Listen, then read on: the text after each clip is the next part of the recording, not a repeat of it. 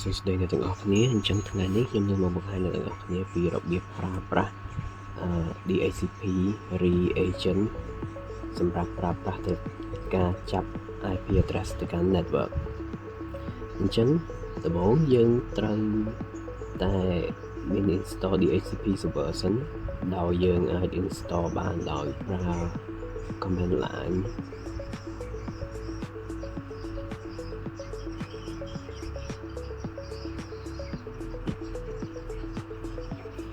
យើងអាចប្រើបានដោយប្រើ command line មួយនេះគឺចាំ install DHCP server ប៉ុន្តែខ្ញុំ install រួចហើយអញ្ចឹងខ្ញុំធ្វើការ config តែម្ដងហើយយើងក៏ត្រូវការ command line មួយនេះដែរដើម្បី install DHCP reagent របស់វាអញ្ចឹងបើអ្នកទាំងអស់គ្នាអត់ទាន់មានទេអ្នកទាំងអស់គ្នាអាច install វាមកបានឥឡូវមុននឹងយើងធ្វើការជាមួយនឹង DHCP reagent នេះយើងត្រូវតែ set up server DHCP របស់យើងសិនហើយដើម្បីនឹងធ្វើការ configure បានយើងត្រូវការ set static IP address សម្រាប់ធ្វើការជាមួយ DHCP server អញ្ចឹងដំបូងយើងត្រូវតែមក set up set status IP address វាដោយប្រើ command vim stick ចូលនៅក្នុង network manager យើង cd ចូលមក SML យើងចូលមកកាន់ file មួយនេះមកអញ្ចឹង cd system SML នេះយើងត្រូវការ config file មួយនេះអញ្ចឹងយើង VM វាមកនេះហើយយើងចូលមកដូរកន្លែងនេះដូរពាក្យ auto ហ្នឹងដាក់ពាក្យថា manual ដើម្បីយើងអាច set static IP server IP address បានហើយយើងថែម command line 2ពីក្រោមនេះមកនេះគឺជា static IP address ដែលយើងចង់ដាក់យើងអាចដាក់អ្វីបានដែរតែខ្ញុំដាក់នេះដើម្បីស្រួលចាំហើយនេះ DNS IP DNS របស់វាគេហើយយើងធ្វើការចេញមកយើង restart server នឹងមួយមក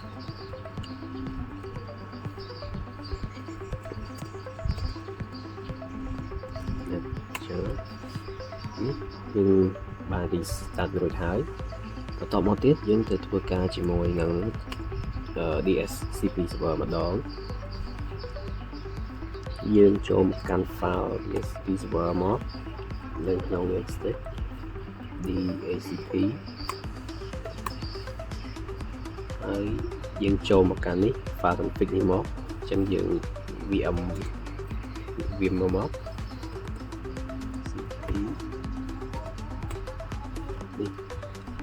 ហើយកន្លែងនេះអ្នកទាំងអស់គ្នាគ្រាន់តែបើសិនវា file នឹងជា file copy អ្នកទាំងអស់គ្នាគ្រាន់តែអាន comment ពី authoritative នេះមកហើយយើងគ្រាន់តែដូរនេះដូរ subnet នេះឲ្យត្រូវនឹងអ្វីយើងដាក់មិញមកហើយ array នេះគឺជាចន្លោះ IP ដែលយើងចង់បានអញ្ចឹងខ្ញុំយកពីត្រឹម150ទៅកាន់200ហើយយើងគឺថា add router add broadcast ឲ្យមកហើយនេះគឺជារយៈពេល list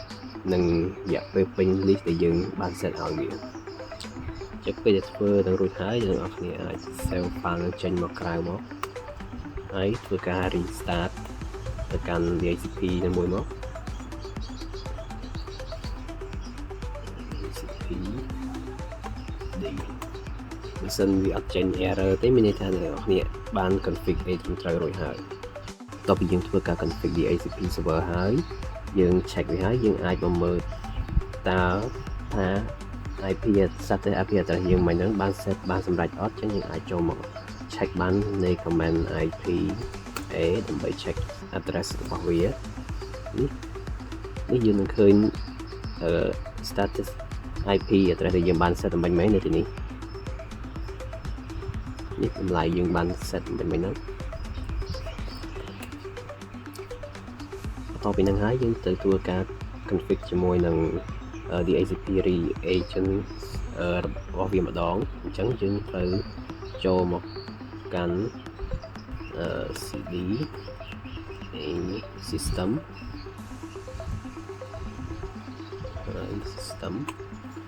ls មើលមកនេះគឺយើង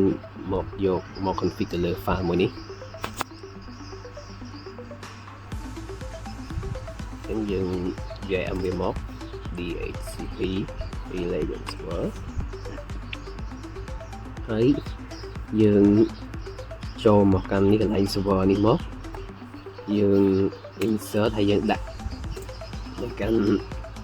IP DHCP ដែលយើងបាន set ឲ្យអំបញ្ញមិញហ្នឹងគឺ status របស់យើងហ្នឹងគឺ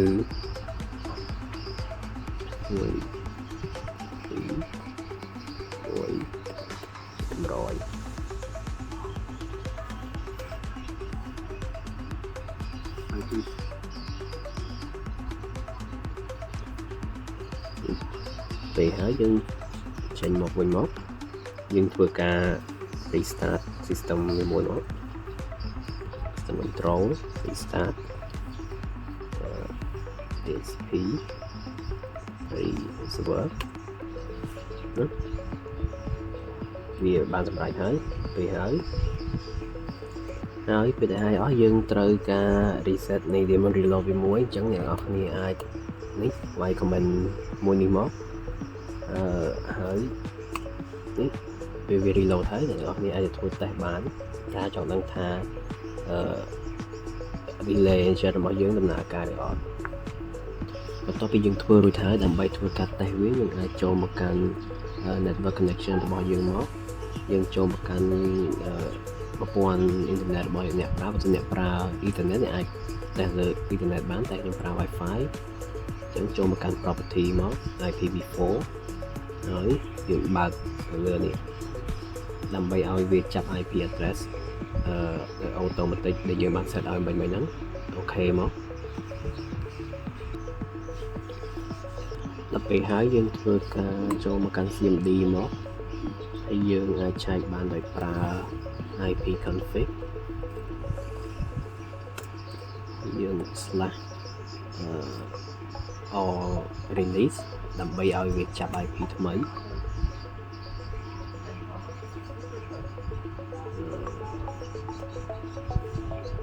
យើងអាច renew វាមក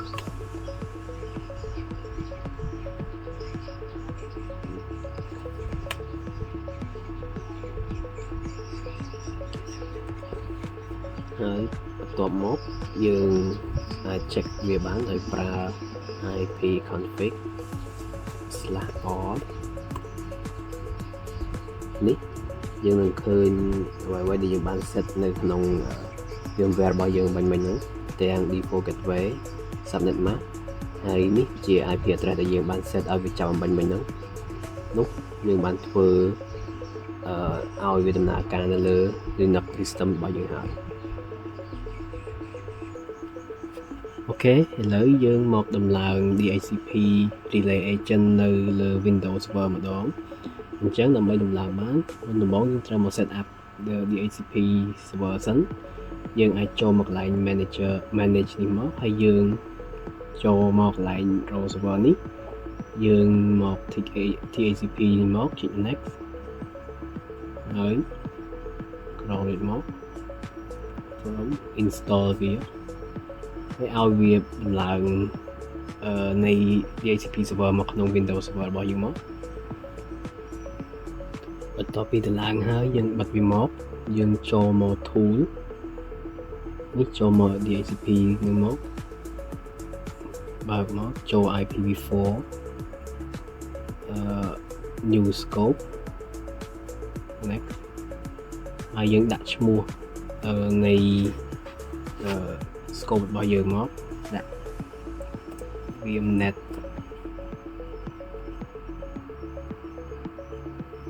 ហើយយើងបោះstatus IP ឲ្យវាអញ្ចឹង range របស់យើងខ្ញុំឲ្យ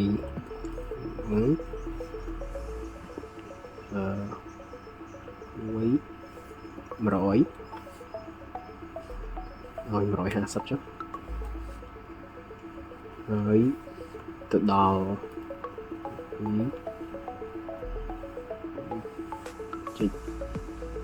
200ឡើងវាសាប់មកវា next នៅ add extension យើង next illustration នេះគឺជារយៈពេលនៃ list របស់យើងមួយយើងដាក់ default វាមក next ហើយកន្លែងនេះយើង add default gateway ចឹង default gateway របស់យើងគឺ2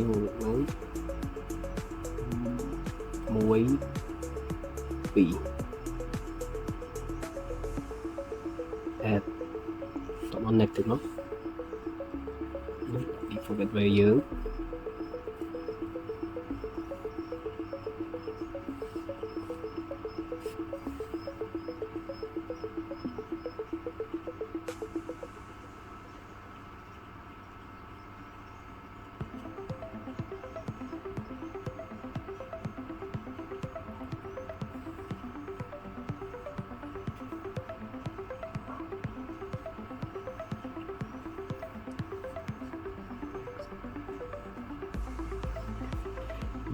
យើងចូលមក manage add role ហើយមក feature តែមក role server ហើយយើងយកនេះ remote access នេះ feature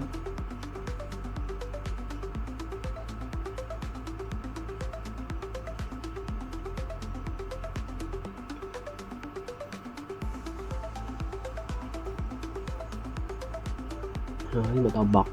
ដល់នេះយើងយកពីនេះមកយក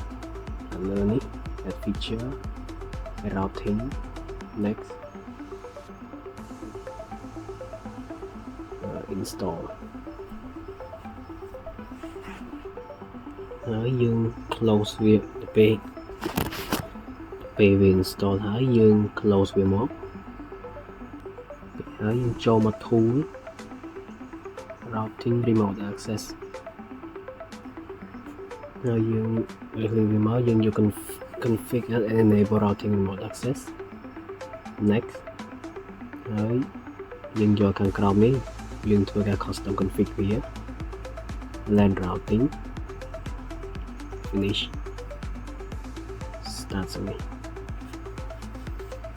start away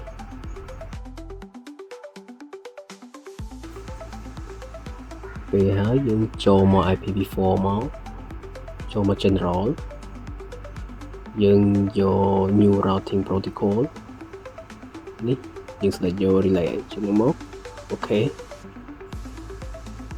ចូលមក relay agent new interface យក ethernet នេះអូខេ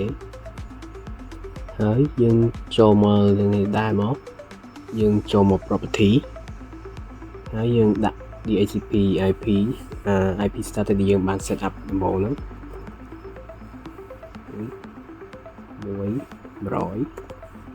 100 add វាមក apply ហើយឥឡូវពេលយើង set up ហើយយើងធ្វើការ test វាមកយើងអាចចូលមក CMD ដំបូងយើងទៅ make sure ថាយើងបាន set up ខុសពីត្រូវសិន property IPv4 យើងយកខាងលើនេះមកអូខេ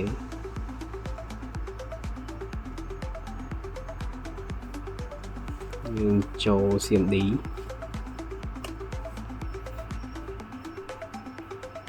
ឥឡូវយើងអាច check IP យើងបានថាតើវាដំណើរការអត់យើងអាចវាយ IP config មក